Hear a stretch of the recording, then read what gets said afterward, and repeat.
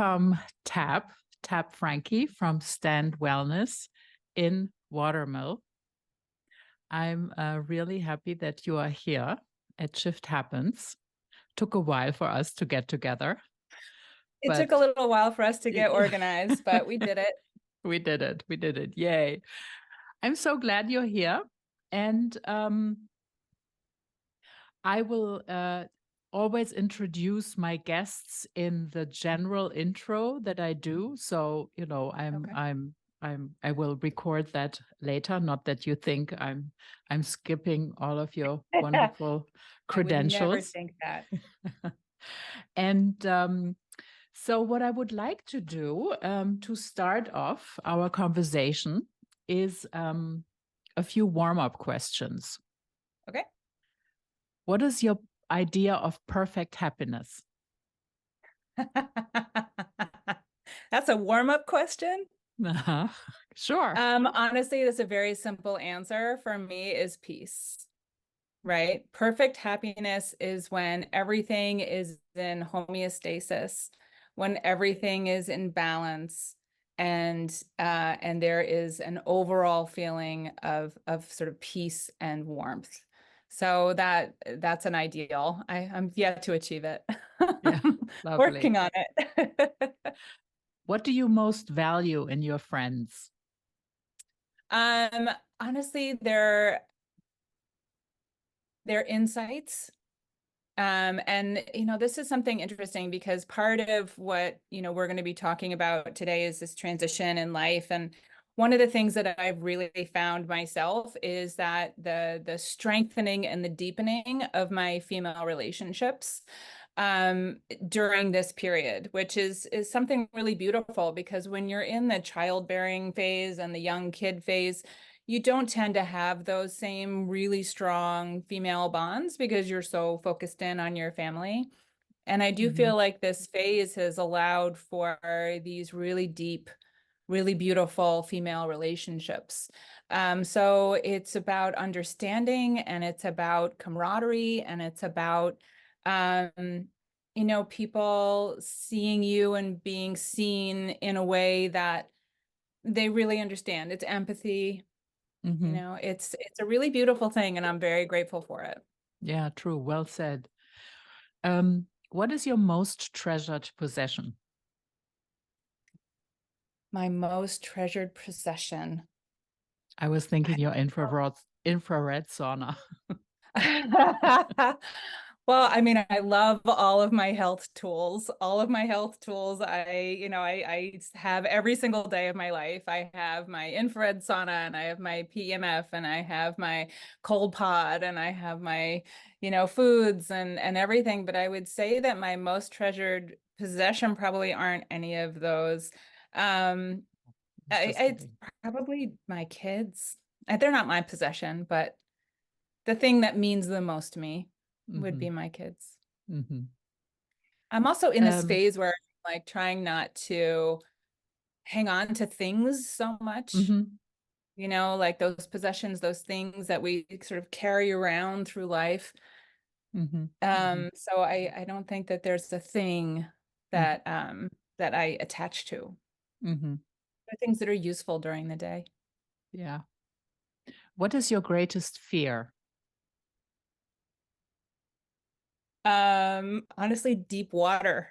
Really, really deep water. I know it actually makes a lot of sense because it's something very uncontrolled, right? So really at the core of it, it's about lack of control, lack of ability to be able to fix it or do anything about it. But somehow the idea of being over really sort of deep, dark water with this unknown underneath it strikes a huge fear in me, that and spiders.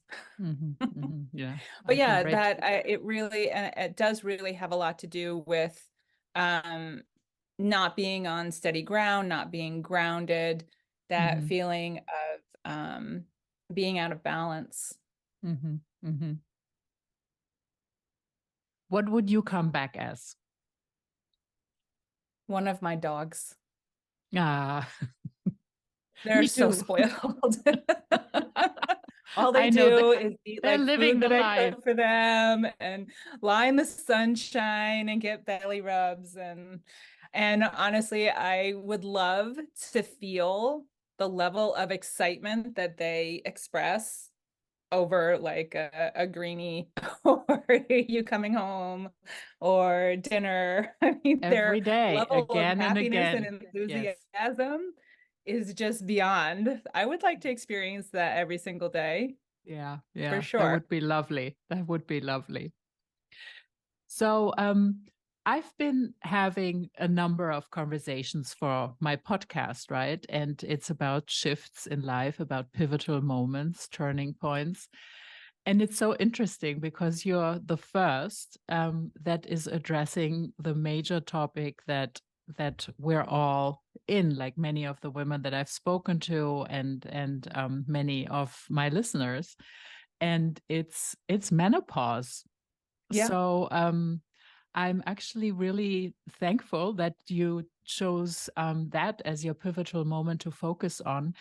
And of course, I would like to understand from you what, for you in particular, as someone, who knows the body so well, who knows nutrition so well, who knows the hacks so well, and are trained in all of this, that it was such an, I mean, I don't know if tsunami is a too strong word, but it, that it moved you in the way that you've described before we spoke. Yeah, it was a real shock to me. I Mm-hmm. think because I tend towards being obviously very healthy and health conscious, that this perimenopausal shift hit me like a freight train. And that was startling, number one. But I think the thing that really made the change for me, the thing that made it such a pivotal moment was the lack of help. So I think the reason why it impacted me so much and really hit me so hard was just the lack of tension and available information. So even as, I'm a trained clinical nutritionist, I have a degree in integrative health. Even in that training, it's not covered that much. Like you would think that there would have been a lot more coverage. So there I was at age, 45, suddenly being hit with all of these symptoms and, went off to my gynecologist who is my age, right? She's of a very similar age, maybe a couple of years above me, and was literally provided nothing, Mm-hmm. right? I Yeah. thought, wait, right? This was a while ago, right? I'm 53 now. So Mm-hmm. this was, closing in on 8 years ago. So there wasn't as much information out as there is now. I'm very Mm-hmm. grateful that there's Mm-hmm. been a celebrity cause that's happened that's really gotten a lot more attention on the subject, but it was really startling. So I started actually writing about perimenopause because I just dove deep into the subject and was like, well, what is it that Mm-hmm. we can do in our lives to support this transition? Mm-hmm. And what I really found was that there are so many tools that we can use in our diet, in our day-to-day, exercise, in our ways of regulating our nervous systems, in our self-care that can really support this transition. Mm-hmm. But what I was finding 7 years ago when I started writing about it is that my spell check didn't even recognize it, right? I would be writing perimenopause and there would be a little red line underneath it. I'm like, you don't even know what it is? Yeah, Come that's on. tragic. That is so It's tragic. tragic. Yes, unbelievable. Really That says it unbelievable. There was all. just nothing. It was like it Mm-hmm. just got Mm-hmm. swept under the rug. Like, oh, Mm-hmm. it'll just happen. You'll just deal with it. So Mm-hmm. when I went off to my gynecologist and had all these symptoms, which I now know to be very perimenopause related, she prescribed for me a birth control pill and an antidepressant. And I thought, I didn't take them. Mm-hmm. But I thought this is wrong. Like Mm-hmm. there's a Mm-hmm. better answer. So the reason why it was so pivotal for me, because my response to all things in life is research. Mm-hmm. Let me research it. Let me figure this out. And Mm-hmm. so it really drove me to dive very deep into this topic to figure out what the things actually are that need to be done in order to help us through this time. And it Mm-hmm. certainly isn't birth control pills and antidepressants. So I was just very disappointed by what I was finding and what I was being offered. Mm-hmm. So, Mm-hmm. Were yeah, you so I able just to, found, one question, were you able to discuss it with your girlfriends at the time? so absolutely, I started the conversation with them at the time, and so many of them, and this is what is also so fascinating because we have menopause Mm-hmm. is like a transition in life that the Japanese call the second spring, right? It's Mm-hmm. an opportunity, it's another chapter. Mm-hmm. It's another era, sort of Mm-hmm. beyond our reproductive era, but somehow it's been demonized, Mm-hmm. right? This idea of menopause, and you bring it Mm-hmm. up to your friends, they're like, I'm not in menopause.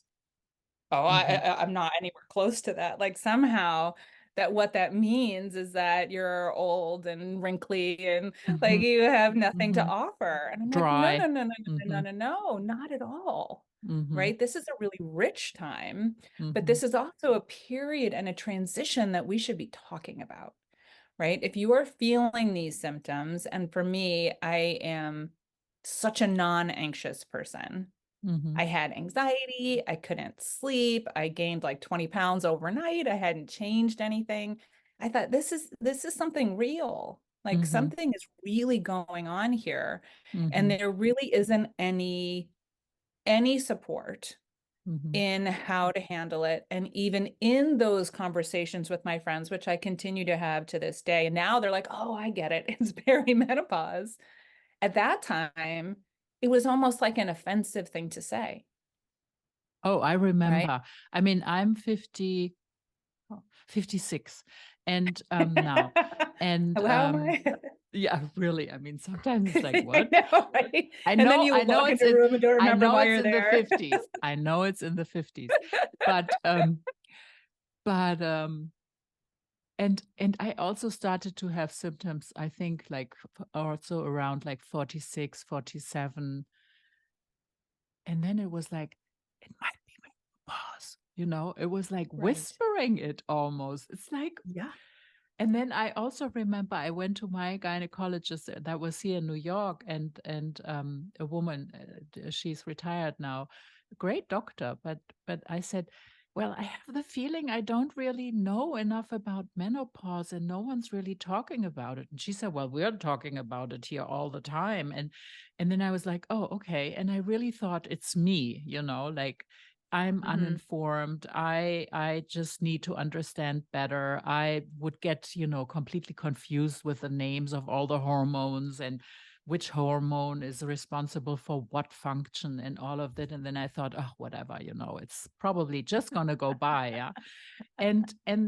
But it always actually also really haunted me until really before COVID. Here and there you could see that sites were coming up, um, and women took initiative like you to focus on this, yeah, and share their knowledge. Yeah, well, thank goodness, because Mm-hmm. it's something that is absolutely a medical, biological change in our body that Mm-hmm. really requires support. And Mm-hmm. everybody needs something a little bit different, but the general structure is the same. Mm-hmm. So in order to deal with it, I think the first thing that we need to do is to talk about it, Mm-hmm. right? Mm-hmm. To make it actually known and make it public and not Mm-hmm. have it just be something that women deal with behind closed doors. Mm-hmm. So I'm actually quite grateful for this sort of celebrity rush that's happened, Mm-hmm. because it really has brought all these conversations much more to the forefront. than they've ever been. The reality is that menopause can start as early as 35, right? The actual Crazy. hormonal changes begin around 35. I was having my first baby at 35, right? I wasn't thinking about that. No. So, just to understand that when you hit your 40s and you're in sort of this transitional time and these symptoms come up, that there's a reason. You're not crazy, you're not losing your mind, you're not, all of these things that were being labeled as before. Yes, and So, if anxiety comes up or brain fog comes up, that one does not need to be ashamed of it. Yeah, it's there. It can be addressed and just invite it in and not block it off. Yeah, and hopefully, we now slowly have the tools and prepare the way for the following generations, that for them it's much more natural to be also prepared. yeah, I'm very grateful for that next generation of women that come up, that will come up informed, that won't walk into their doctor's office at age 45 and get nothing. Right? There'll be books available. There'll be websites about it. There'll be courses you can take. There will be, and there are supplements out there that are supportive. Sorry. There are Yeah. so many now tools that are readily available. How did you feel then that you are kind of embracing the shift into menopause in a way that you live better with it? And was it, I mean, you're specialized in nutrition and all these choices that we can make in eating better food. But what would you say was really where you felt, oh, this is almost like a relief. This is taking Yeah, the fog cloud away. honestly, as a clinical nutritionist, my answer should be food, but it's not. It was stress, right? Stress is the biggest impactor of how women experience perimenopause and menopause. And there are clear biological reasons for that. So I was extremely stressed. I had kids at home. I had a full-time business. I was seeing all of my clients. I'm taking care of my aging parents, where there's a lot, right? There's a lot going on in the world. And so I was carrying it all, right? Because as women, that's what we do, right? Yeah. I have a husband who is wildly involved at home, and I'm terrifically grateful for that. But even then, it's still too much, right? So very, very stressed.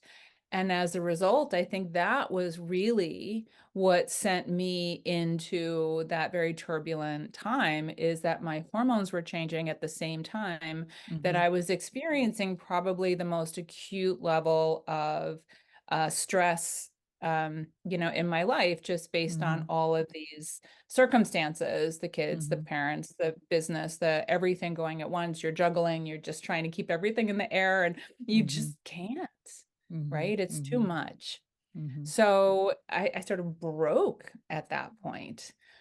So my main aha, my huge moment was understanding two major things. One is that estrone, which is the hormone, the estrogen hormone that is made by your adrenal glands to postmenopause and to regulate estrogen during perimenopause, which comes from your ovaries, right? The estradiol comes from your ovaries. Estrone comes from your adrenal glands. If you are, say, taking this job of creating estrogen from your ovaries, which are saying, okay, we're done, we quit, we're retiring now, see you later, and they're bringing this big job over to the adrenal glands, and the adrenal glands are already overtaxed, they can't do the job. right? Makes So it's sense. very, it's very simple. Like that's one piece of it. And that is really your estrogen production then, which is really meant to transition you through into menopause and beyond. It's just not there because your adrenal glands are so overtaxed by the stressors, right?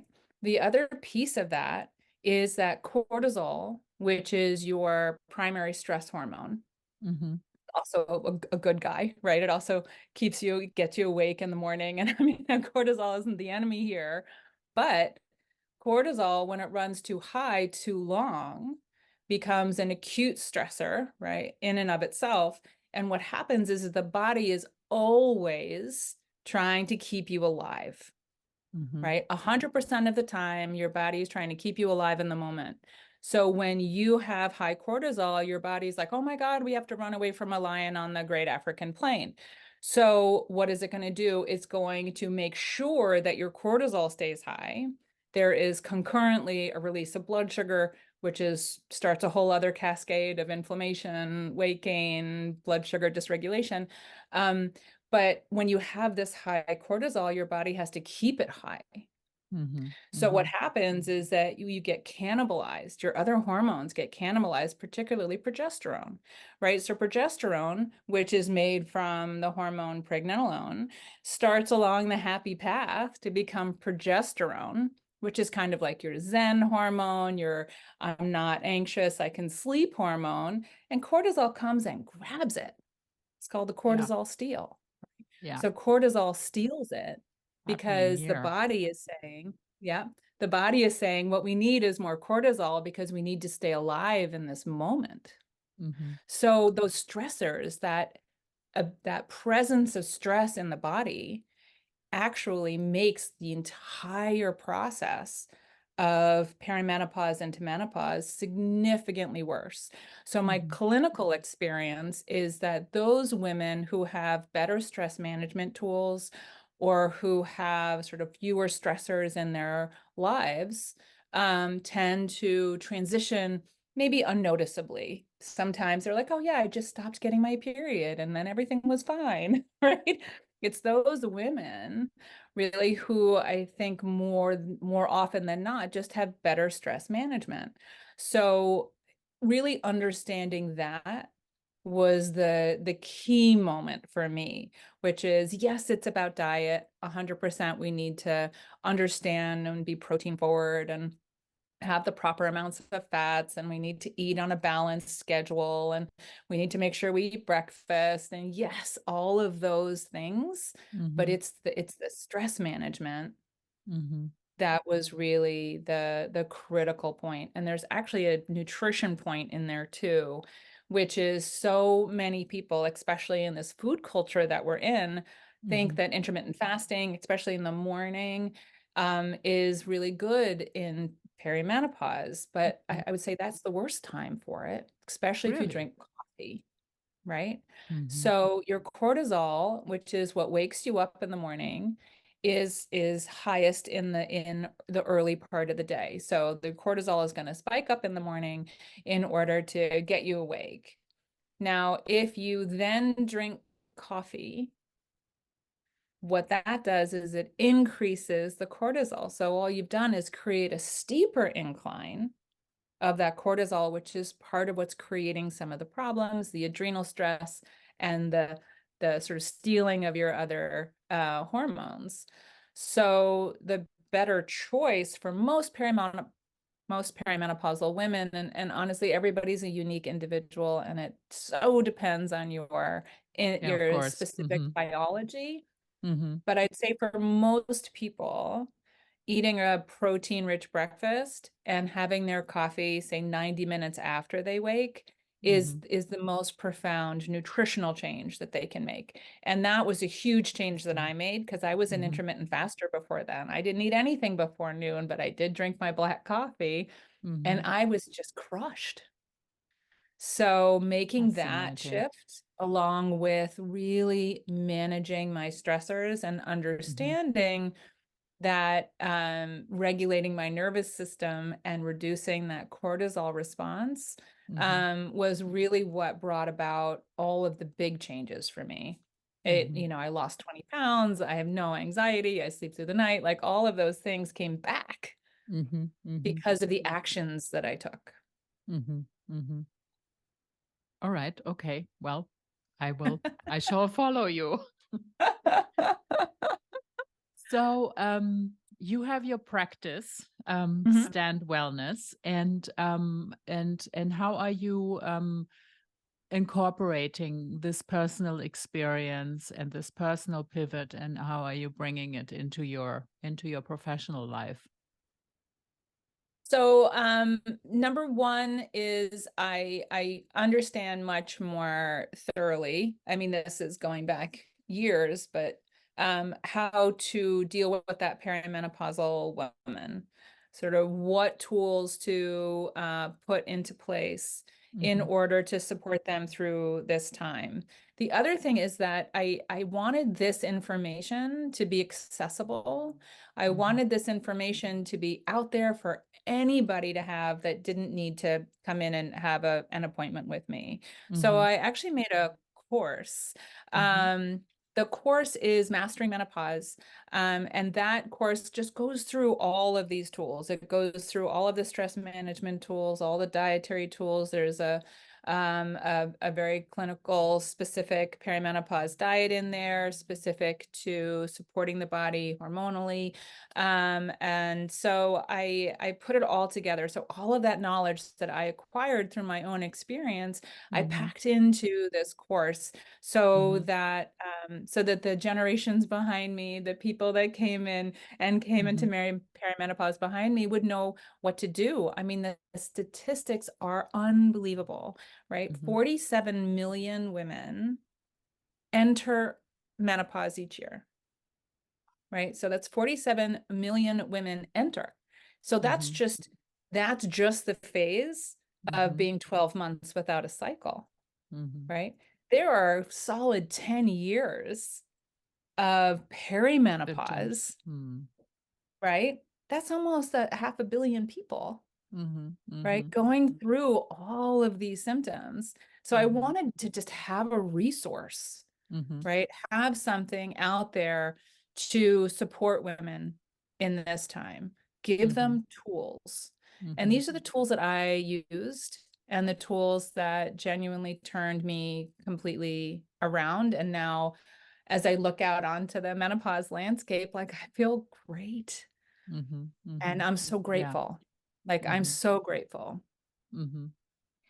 So you shared with us that intermittent fasting is not really the smartest idea in Well, regards it's to not ideal for somebody in perimenopause. Yeah.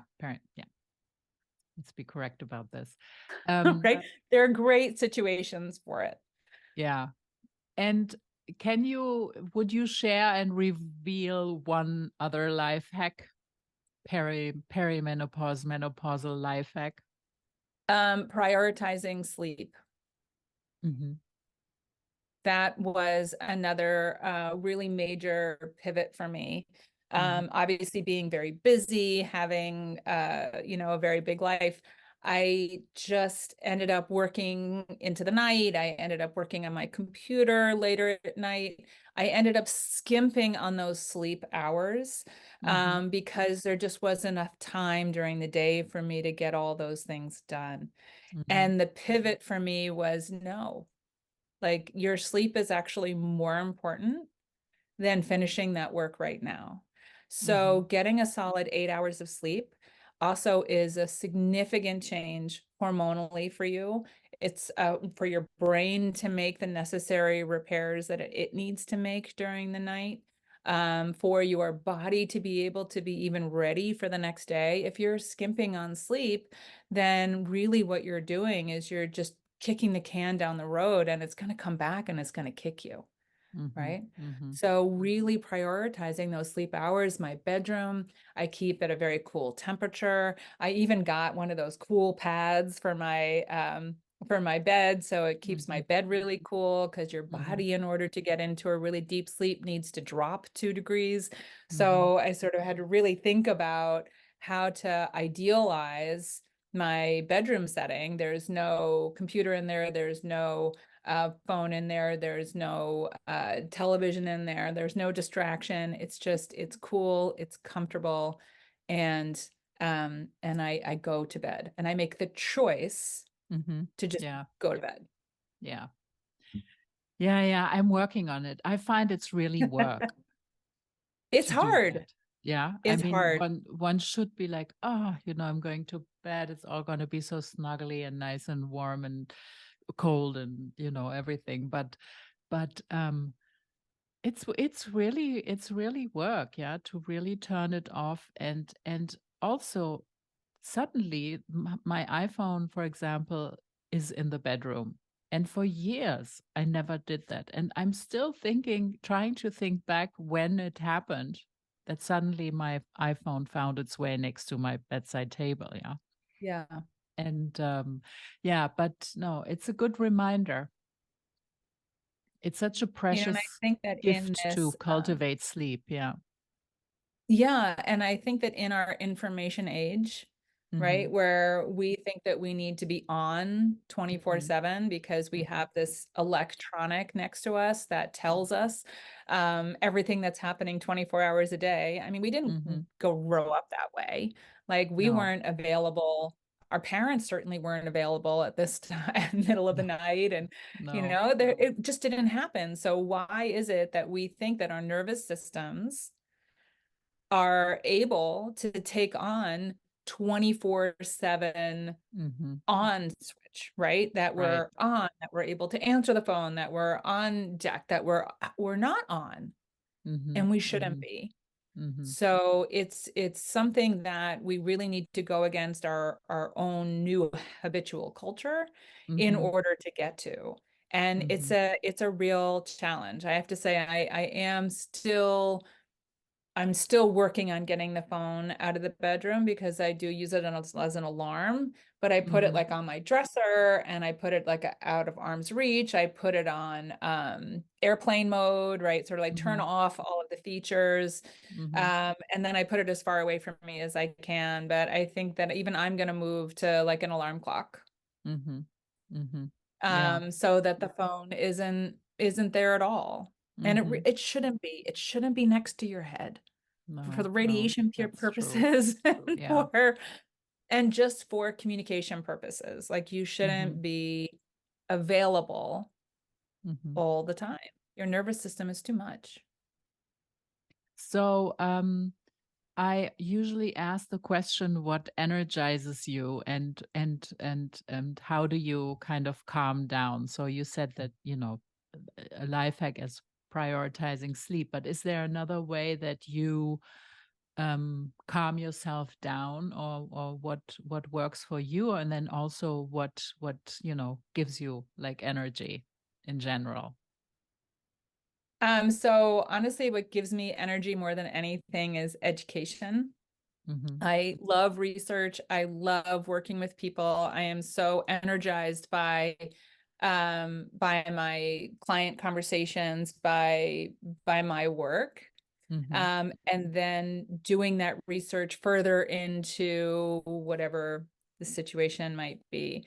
I find that incredibly exciting and invigorating, and I get really thrilled and inspired by that. And my wind down really tends to be like your deep breathing, your grounding. I've just started recently doing these sound baths that I find incredibly grounding, more so than almost anything. I also started doing these cold plunges, which I know people think is crazy, but it's amazing what it does for you. Yeah. It's profound. So I am intrigued by the body, always amazed by the body, and also looking for ways to, always looking for ways to make it work better for you. Right? There are just so many interesting things that we can do. Well, I thank you so much for this insight, and really also for sharing this pivotal moment of waking up and being confronted, or swallowed up by perimenopause and how you handled it and what you did with it. I think that I'm sure that many feel heard with this topic. So I thank you so much for your time and our conversation into this. And I thank you so much for creating this platform to have this conversation, right? And to have all of the various conversations on these sort of shifting, pivotal moments. I think it's beautiful. So Thank you thank you. so much.